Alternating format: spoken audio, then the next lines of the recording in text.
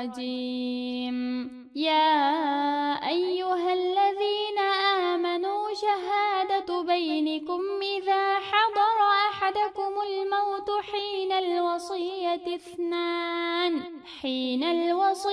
اثنان ذوى عدل منكم أو آخران من غيركم إن أنتم ضربتم في الأرض فأصابتكم مصيبة الموت تحبسونهما من بعد الصلاة فيقسمان بالله إن ارتبتم لا نشتري به ثمنا ولو كان ذا قربى ولا نكتم شهادة الله إنا إذا لمن الآثمين.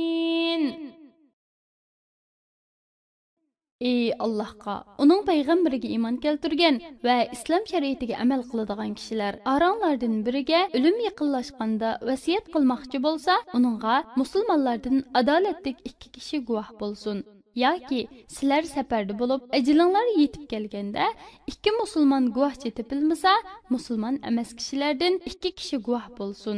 Agar sizlar ikki musulmon guvohchining rostchilligidan gumonlansanglar, namozdan keyin, xususan asr namozidan keyin ularni elif qilinglar. Ular o'zlari guvohlik bermoqchi bo'lgan kishilar, ularning yaqin tuqquni bo'lgan taqdirdami, dunyo manfaatiga aldanib, yolg'ondan guvohlik bermaydiganligiga, Alloh roziligi uchun beriladigan guvohlikni qat'iy yushurmaydiganligiga, navoda guvohlikni yushursa, albatta Allohning dargohida gunohkorlardan bo'ladiganligiga Allohning nomi bilan qasam qilsin.